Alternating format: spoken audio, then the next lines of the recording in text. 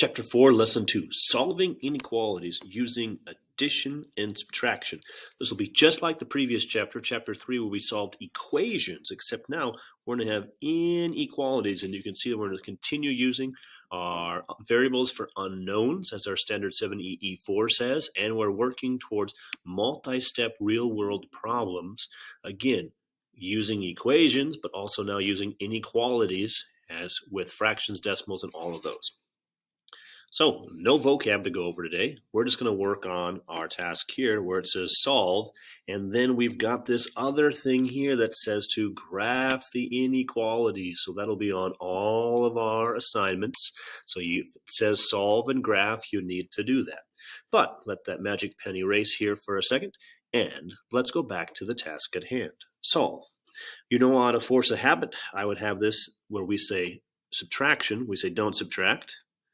You say add the opposite. So we've got that written in there. So you can see that adding the opposite. And then like before, when we had our equations, we focused in on the side with the variable. Focus there, ignore the x, and then we noticed this, the adding -2. How do you get rid of adding a -2? Well, that first step of work is going to be to add a +2 to both sides. We're doing that to cancel these guys. So that way you're left with x on the left, your greater than or equal to sign, and then mental math or a calculator, take that -4 plus 2 to get that -2. Notice again, out of habit, these are staying lined up nicely. Make sure your inequality signs stay lined up. Don't draw that blue line there. That's my magic pen that'll start erasing here in a second. But that is all we do to solve. So you can box this guy on up. You have solved the inequality. Now to graph it, you need to make a number line. So off to the side, do another number line. Again, like we talked about in the previous lesson, 1, 2, 3, 4, 5. 5 lines about evenly spaced. The number in the middle-ish comes from this guy. So in your solution, whatever this number is, in this case it's a -2, put that over here in the middle-ish. That goes underneath. Again, the middle-ish, because sometimes the textbook and other things don't really provide a good middle. I'm not very picky. So you got a -2. You have to remember to get warmer as you go to the right. So that's -1 and 0. The numbers have to get greater to the right. The numbers have to count evenly, and they have to be underneath the number line. You'll feel free to number every other if that is a little too messy. From there, we've got our symbol here of greater than or equal to. So since it's got that equal to, that line underneath, closed fist means a closed dot. We can have that -2. And now pick, which way do you think you shade? You got a 50-50 shot? You think you shade to the right? Awesome. Let's pick a number over here. I'm going to pick 0. Underneath here, just in your notes, could you sneak a 0 in? And let's check that. Is 0 greater than or equal to -2? Is 0 warmer than -2? And it is, so you were correct. So we shade this way. Whether you want to use a highlighter or just an obnoxious arrow or shade it really thick, now you have solved and graphed. That's what we're doing today on every problem when it says to do that. On the next slide, it says the same instructions, solve and graph. Step 1, find the side with the variable. Oh no, it's not on our beloved left side. Don't panic. It's over here. Ignore the variable. Get rid of anything else that's there. To get rid of adding 8, you are correct. We can subtract 8, but you've heard me say often, don't subtract. Add the opposite. So out of force of habit, I'm going to add a -8. Either one is fine. It just helps with mental math when there are negatives, because then we got this 14 plus a -8 to give me a +6, which is greater than y. You have solved it. Bing, box it up. It's a one-step inequality. I need to see that work. So on your assignment, you put on in this original problem, show me the step of work, get the answer. Now it says to graph as well. So put in a number line, 1, 2, 3, 4, 5, evenly spaced about lines. And that number here, whatever's in your answer, this case, that's 6. That goes in the middle-ish down here. So I'm going to put that 6 here. And then again, if you'd like to, you can number them 7 and 8, or if you'd rather, number every other 6, 7, 8. Going to the left, 5, 4. I'll accept that. The numbers are greater to the right. The numbers are going up evenly, or the scale is even. From there, when you go back to your point up there, it has a just greater than. So we're going to need an open circle. And then from there, which way do you think you shade? I think we shade right. Wonderful. So let's pick a number to the right. Think this one. Let's put in 8. So let's check that. Is 6 greater than 8? No, it is not. So we don't shade to the right, shade the other way. Again, what happened? We have this variable on the other side, so some of those tricks that we've learned don't always work. So we need to have a number line with the numbers going up evenly, open circle, shaded to the left. Each of those are all points up over here. Again, right in the original problem on the assignment. Then switch it. Don't subtract. Add the opposite. From there, find the side with the variable. Focus in on that, but ignore the variable.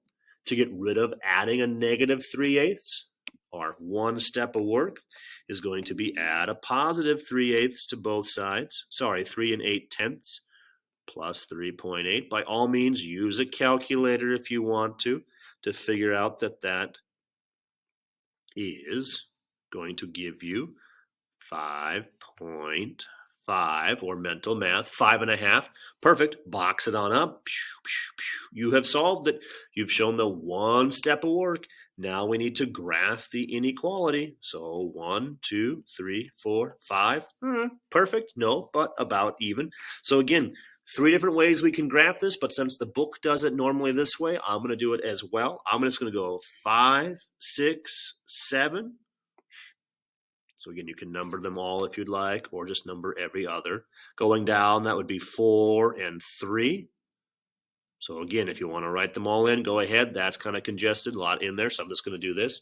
And then I'm going to put a dot right where 5.5 is. This is how the book does it often, so you can check it this way. And now, which way do you think you shade? I think right. Okay, cool. So pick a number on the right. I'm going to pick the number 3. Right up here, sneak it on in. Is 3 less than or equal to 5.5? Aha! 3 is less than. So we were correct. We shade to the left. Again, if we don't get it right the first time, that's okay. If you picked the wrong side, like I did in the last example, that's fine. Just shade the other way. All we need to do is make sure that when we've solved it with our one step, we've got our answer, number line, and at the very end, we're shading the correct direction. Again, we're using variables for unknown. You'll see those in word problems. And now we're working towards multi-step. So we got one step right up here. You can see we got that in our thing, in our scale up here. We got one step. It says equations, but now we're doing inequalities, the same thing, one step. I do not know this to be true, but when the book was made, I believe it was true that a person can be no taller than 6 5/12 feet to become a fighter pilot for the USAF, the United States Air Force.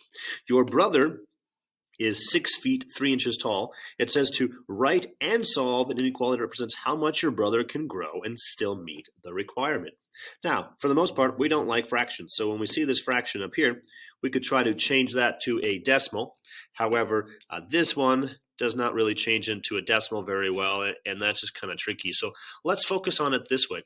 How many feet, or rather, how many inches are in a foot? If there are 12 inches in 1 foot, let's rewrite this guy then. If your brother is 6 feet 3 inches tall, let's write it as 6 feet and 3 out of 12 inches. And now we're going to try to figure out how much he can grow, which we don't know. So we're going to add some height to him. And then that's going to come out to be this number up here, 6 5/12. So it says the person cannot be taller than 6 5/12. So would a 7-foot person be able to fly? No, 7 foot would not be a fighter pilot. So it can't be greater than. That won't work. So then it's going to have to be, your brother's height is going to have to be less than that. But could you still be a fighter pilot and be exactly 6 feet and 5/12 foot?